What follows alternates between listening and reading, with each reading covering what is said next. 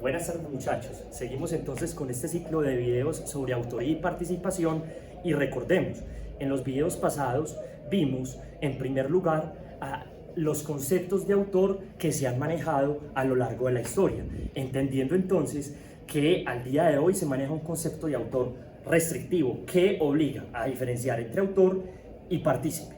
En segundo lugar, también estudiamos las teorías que han tratado de diferenciar a lo largo de la historia la autoría y la participación. Como sabemos, pues han habido teorías objetivas, subjetivas y la teoría del dominio del hecho de Roxin, bueno, de Welzel, el finalista, ajustada y modificada por Roxin, y a su vez a esta teoría del dominio del hecho le han realizado varias modificaciones a lo largo del tiempo. ¿Qué nos interesa saber a nosotros? Que al día de hoy la teoría dominante, valga la redundancia, es la teoría del dominio del hecho de Roxin. Entonces, entendiendo los antecedentes, pues debemos comprender también que a nuestro concepto de autor le precede, es decir, luego vamos a ver el concepto de el partícipe, y entre ellos dos debe haber una conexión, que es la accesoriedad. Pongamos un ejemplo sencillo. Mi novia me está grabando y me está ayudando con el video y con todo. Entonces resulta que en una de esas ella se enoja conmigo, saca una pistola y me mata. Ahí en ese caso hay una autoría, que es lo que normalmente estamos acostumbrados a ver en el derecho penal. Sin embargo, en ocasiones vamos a ver que hay casos en los que esa autoría hay que ampliarla, hay que extenderla a otras personas que en principio no cogieron ese arma y me dispararon a mí. Les pongo un ejemplo. Mi novia está con su amiga y mi novia para matarme a mí le pide prestada el arma de su amiga y ahí me mata. Ahí en ese caso mi novia sería el autor y habría una partícipe que sería la amiga de mi novia, la cual pues ahí ocupa un papel de cómplice. Entonces tenemos que saber algo, y es que la autoría es la figura principal. Como ya lo sabemos, el autor es el protagonista de la escena y el partícipe son las figuras más o menos auxiliares que están ahí o ayudándolo o induciéndolo para que cometa el delito. En ese orden de ideas, muchachos, entonces tenemos que tener claro que el autor o la conducta del autor debe ser castigada con una mayor cantidad de fuerza que la del partícipe. Hay unas figuras que al menos en este video no la vamos a alcanzar a ver, que son las figuras del actuar por otro y las figuras del interviniente. Estas figuras, pues en caso tal, podrían ser objeto de siguientes videos, pero acá no vamos a hablar de estas figuras que son, la verdad, un poco extrañas. Y adicionalmente les recuerdo, lo que yo les estoy diciendo acá no es invento mío, ni más faltaba. Lo que estoy diciendo acá es fruto de años de escritura, investigación, de parte de unos grandes maestros de los que mencioné en el video pasado: Miguel Díaz y García Conyedo, la profesora Susana Escobar, el profesor Diego Araque y el profesor David Gutiérrez. Son las personas que me han dado los insumos para grabar y ponerles algún ejemplo a ustedes. Y como lo sabrán, en la descripción van a encontrar los links de los libros de ellos, o en fin, el tema de citas lo voy a tratar de hacer en la descripción de este video, porque al fin y al cabo ellos son los dueños de esto. Entonces, no siendo más, empecemos a estudiar ahora sí la autoría. En este video entonces nos vamos a centrar acá en la autoría, y la autoría está en el artículo 29 del Código Penal. Allí vamos a ver, se plantean tres clases de autoría. En primer lugar encontramos el autor directo, en segundo lugar el autor mediato y en tercer lugar los coautores. No siendo más, pues ya sabemos que el autor es una persona que requiere un mayor fuerza en el castigo, pues porque es la figura principal en últimas, y según Roxin, el autor es el dominante del hecho, él es el que domina el hecho, el que decide el sí y el cómo del acontecer típico. Es decir, estos autores son los que deciden si siguen con el delito o, por ejemplo, lo interrumpen. Listo, la autoría directa, muchachos, consiste en los casos básicos en los que una persona de forma inmediata, ella misma se encarga de llevar a cabo el delito. Me parece que el Código Penal lo explica o lo define muy bien, porque el Código Penal nos dice o utiliza esta expresión consistente en realizar la conducta por sí mismo. Es decir, la persona acá de forma individual se encarga de realizar la conducta, es decir, de realizar el verbo rector.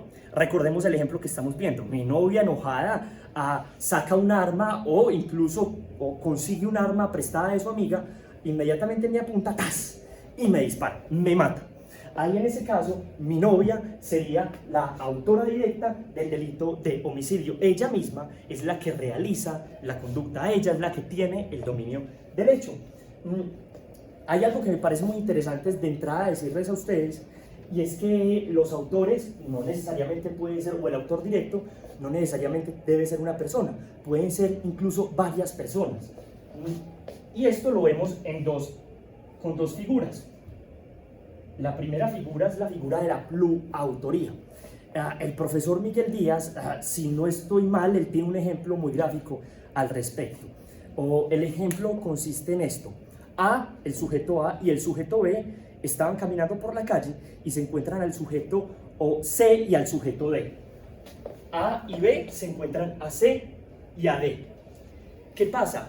A mata a C y B mata a D. De forma individual, dos sujetos, sin ponerse de acuerdo, sin hablarse ni siquiera, uno mata al uno y el otro mata al otro, por cuestiones, digámoslo así, de casualidad, sin ponerse de acuerdo.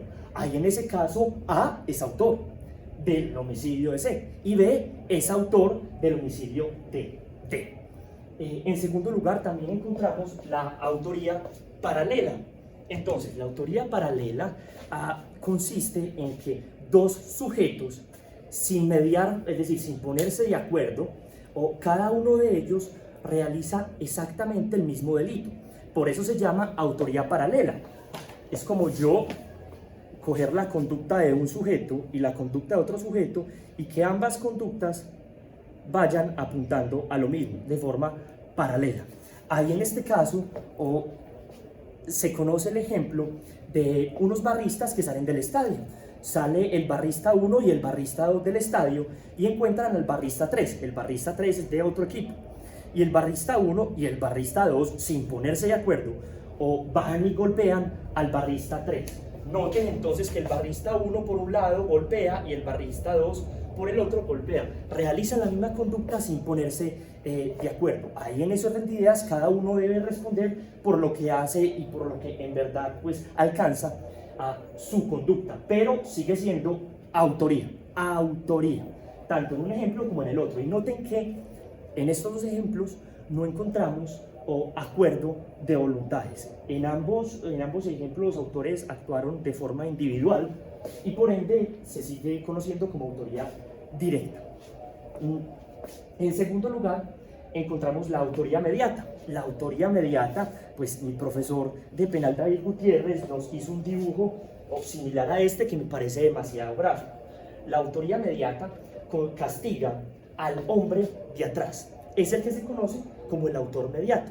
Y es un sujeto que logra dominar la voluntad de otro sujeto.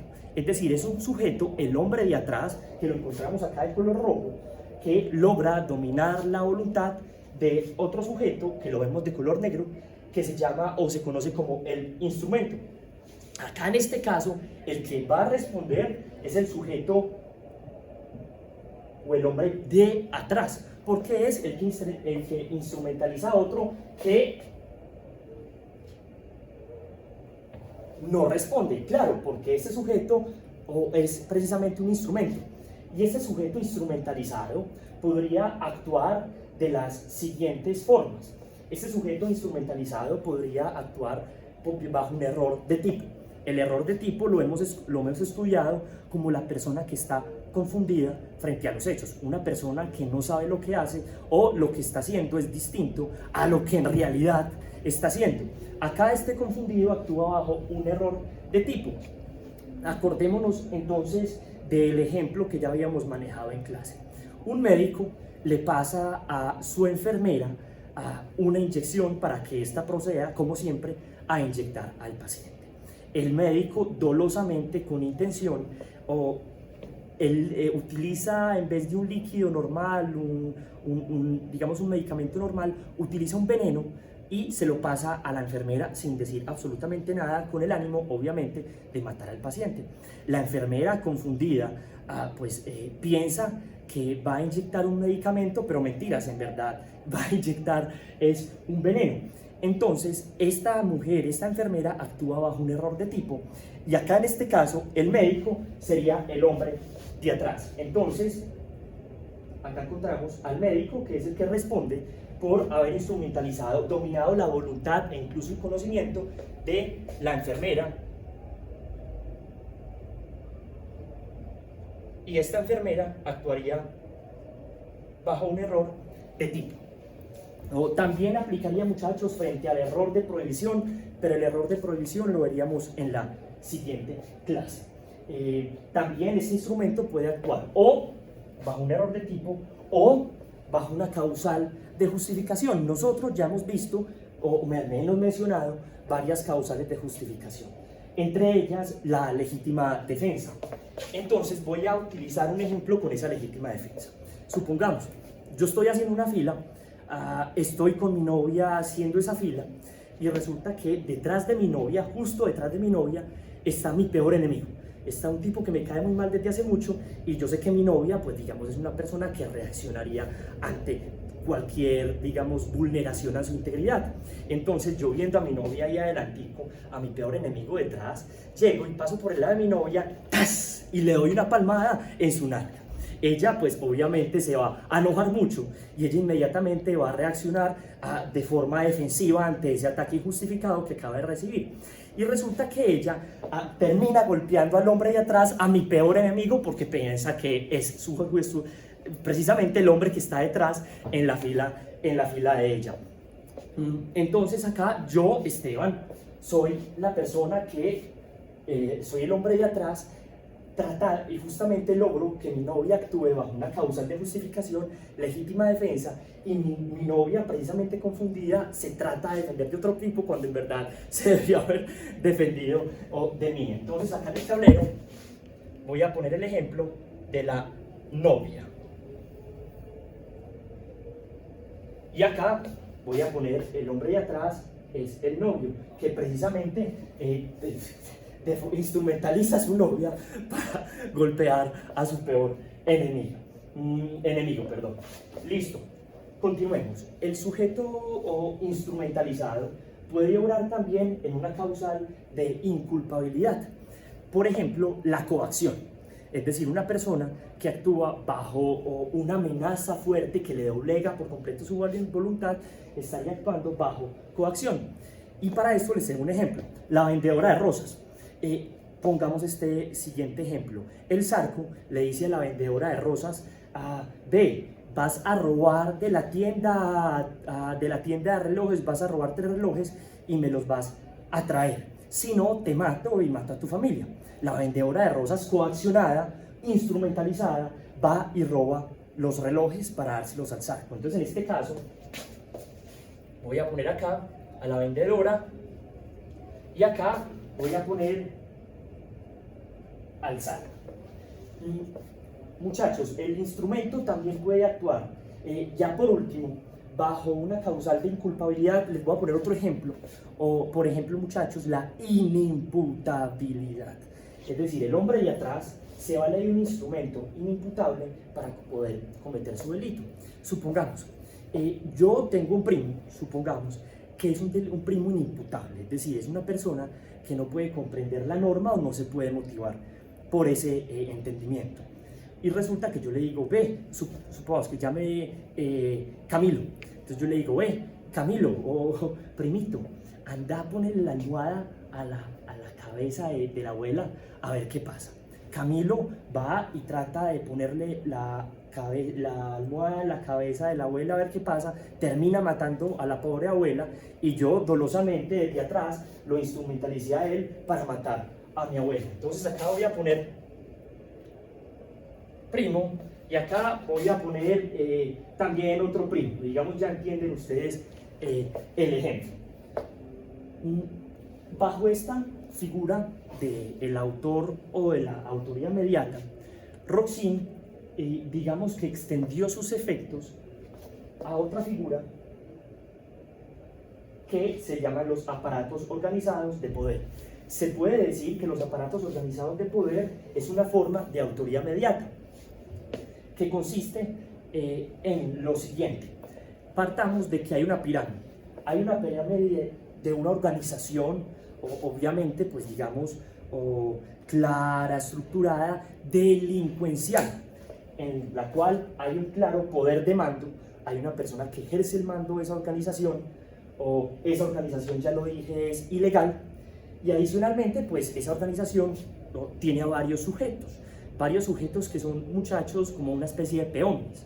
Son unos peones que son fungibles entre ellos. Si uno no cumple la orden, otro llega a cumplirla. Y finalmente, dentro de esa organización se ve un alto nivel de disponibilidad.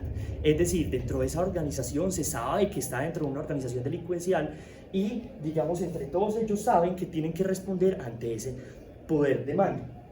Lo que pasa es que esta persona o las personas que ejercen el poder de mando serían justamente calificadas como hombre de atrás para ser castigados como autores. Y esta figura de autoría mediata surgió en virtud de varios fenómenos históricos, pero quiero referirme a uno de ellos que creo que es el principal, que consiste en el juzgamiento a los principales cabecillas, digámoslo así, de la organización nazi. Entonces, claro, nos encontramos ante unos cabecillas de la organización nazi que pocas veces ensuciaron las botas y las manos para matar a sus víctimas, sino que le daban la orden a otros sujetos para llevar a cabo ese delito. Lo que acá se estaba pensando es que noten que estos militares de alto rango o estos ministros de alto rango nunca se ensuciaron las manos para llevar a cabo sus delitos. Por lo tanto, la figura que podría aplicar para ellos, o que ya la vamos a ver más adelante, sería la determinación, que son partícipes, que tienen una pena más bajita en principio. Eso obviamente no suena convincente para nadie. Entonces Roxin dice, no, un momentico, a esos cabecillas, por crear tremenda estructura, con estas características que son requisitos, o a esos cabecillas hay que sancionarlos como autores, bajo la figura de la autoría mediata, por ser los hombres de atrás de esta organización. Y es así que se juzgaron a varios alemanes en virtud de esta figura, y uno de ellos es el señor Eichmann. Eichmann fue juzgado en Jerusalén bajo la figura de autoría por estos delitos atroces y justamente bajo la figura del hombre de atrás o el autor mediato. Lo mismo pasó con unos cabecillas de los nazis, mientras que ordenaban a unos soldados a dispararle a las personas que querían pasar el muro. Entonces, las personas que daban la orden no cogieron su arma y dispararon directamente, sino que le dijeron a unos soldados, disparen al que quiera pasar el muro. Estos soldados efectivamente lo hacen. Los soldados que disparan sabemos que son autores, pero precisamente se creó esta figura de autoría mediata para juzgar a los que dieron esa orden, que de lo contrario, si no existiera esta figura, serían castigados como partícipes. Estos son los requisitos, los que pueden ver en el tablero. De ellos quisiera recalcar un poquitico, es la fungibilidad. Es decir, si uno de ellos no cumplía la instrucción, es claro que otra persona va a cumplir dicha instrucción. Terminamos entonces con la autoría mediata. Pasemos a hablar de la coautoría. La coautoría sigue siendo una forma de autoría en los que dos o más personas actúan en conjunto, ojo, y dividiéndose las funciones entre ellos, con ciertos requisitos que ya vamos a ver. Pero para entender la filosofía de la figura quisiera mostrarles lo siguiente. Para un encuentro de tenis, se requieren mínimo 2 jugadores. Si está un solo jugador, no hay partido de tenis. Si un jugador falta, no hay partido de tenis. Así pasa con la coautoría. En la coautoría es una especie de autoría, pero dividida en cabeza de varias personas, y se requiere el aporte de cada una de estas personas para poder hablar de coautoría. Porque si una sola persona realizaría la conducta delictiva ella solita, estaríamos diciendo que esa persona sería autora directa. Con la coautoría es importante conocer sus 3 requisitos que deben concurrir, es decir, los 3 requisitos deben actuar o deben presentarse de forma conjunta, los 3. En primer lugar, encontramos la necesidad de un acuerdo de voluntades. Acá, para hablar de coautoría, requerimos que varias personas hayan acordado sus voluntades, dividiéndose las funciones entre ellas, y esto conlleva a que cada una de las personas que intervinieron en el delito sabían qué iban a hacer las otras personas y conocían bien sus funciones. Entonces, esto, de una u otra forma, este acuerdo de voluntades es lo que permite que yo termine respondiendo también por lo que hace mi colega, porque yo sabía él qué estaba haciendo y justamente él estaba haciendo algo distinto a mí, pero encaminados al mismo fin delictivo. Es importante tener en cuenta, muchachos, que este acuerdo puede ser tácito, es decir, implícito, es decir, me miró, lo miré, sonrió y sonreí, ambos implícitamente. El acto puede ser, dividimos nuestras funciones, o también puede ser, y también incluso, muchachos, puede ser de forma concomitante, es decir, ahí en el momento. Por lo tanto, el acuerdo de voluntades, primero, no requiere ser expreso y segundo, no requiere ser previo. Puede ser, como les digo, implícito y que se dé ahí de forma concomitante en el momento. Y como les digo, este acuerdo es lo que permite que se dé algo llamado la imputación recíproca, que consiste en que yo responda por lo que hace el coautor o mi colega y eso también hace que mi colega responda por lo que hago o yo. Segundo requisito, el segundo requisito es que el aporte que yo lleve a cabo debe ser importante, es decir, en palabras de Roxin, debe ser esencial. Roxin, para saber si un aporte es esencial o no es esencial, él trata de emplear una fórmula en negativo. ¿Cómo así que en negativo? Consiste en hacer el ejercicio mental, en tratar de eliminar mentalmente el aporte del sujeto, y si eliminado mentalmente el aporte del sujeto se cae el plan, entonces ese aporte es esencial. Noten que es un aporte es un análisis mental que conlleva a eliminar mentalmente el aporte. Y si eliminamos mentalmente el aporte, el plan se cae, se va a la nada del delito, entonces ese aporte es esencial. Les voy a poner 2 ejemplos de aportes esenciales. Supongamos, yo sé mucho de armas, tengo unos conocimientos especiales de armas y yo a mis compinches les voy a hacer una granada especial para el delito que ellos van a cometer. Y efectivamente, se las hice. Ellos cometieron el delito por medio de la granada que yo les fabriqué. Ese aporte mío es esencial, es esencial. Ya lo que vamos a ver más adelante es si ese aporte cumple con el tercero de los requisitos. Ese aporte dejémoslo ahí quietico para ver si cumple con el tercero de los requisitos o no. Les voy a poner otro ejemplo. Pues yo soy motociclista, me encantan las motos, tengo un mejor amigo que quiere matar a una persona y mi mejor amigo me dice, Esteban, vamos a matar a este tipo. Y yo le digo, listo, hombre, venga, yo voy en la moto, pues usted se hace atrás, usted dispara mientras que yo manejo y nos fugamos juntos. Ahí en ese caso, yo como motociclista, que soy el que voy manejando mientras que el otro dispara, ese aporte se puede decir, al menos en términos roxinianos, que ese aporte es esencial. Y por último, vamos al tercero de los requisitos que nos exige la coautoría, que es actuar en fase ejecutiva. Actuar en fase ejecutiva, muchachos, consiste en que mi aporte lo realice en el momento en que se esté consumando, en el que se esté cometiendo el delito. Entonces, digámoslo así, yo acá les puse 2 ejemplos, el de la granada y el de la moto, y el aporte que yo les mencioné de la granada, en el cual mi aporte es esencial porque sin él no se hubiera cometido el delito tal cual se cometió. Ese aporte no fue un aporte en fase ejecutiva. ¿Por qué? Porque lo que yo hice fue hacer la granada, que es muy importante, y entregársela a los compinches o a mis amigos compinches para que ellos se encarguen de llevar a cabo su delito.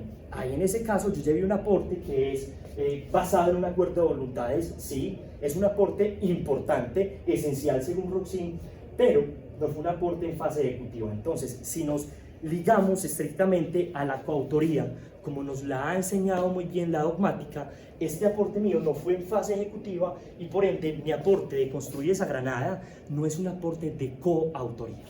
Si falta alguno de estos requisitos, muchachos, tendrá que verse o tendrá que estudiarse si que el aporte sea de complicidad, como lo vamos a ver más adelante. Repito, para que haya coautoría deben darse en conjunto esos tres requisitos. Y vámonos para el ejemplo de la moto. Entonces yo presto mis servicios de motociclista con mi amigo para que él mate a su peor enemigo, o nos vamos los dos en la moto, o nos fugamos los dos en la moto.